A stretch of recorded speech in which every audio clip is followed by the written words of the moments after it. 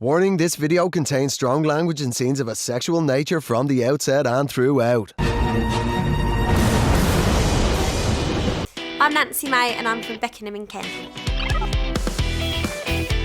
In 3 words, I'd describe myself as eccentric, a nutter and glamorous. Before I came into the show, I've had 2 serious relationships. One was a nightmare.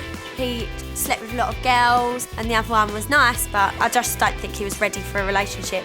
I don't know if he could handle me or not. I've had sex in a public, jacuzzi spa with one of my boyfriends. I would describe my last relationship, the emoji of the heart eyes, and the little face that goes like that's quite cute. It was quite a cute little relationship.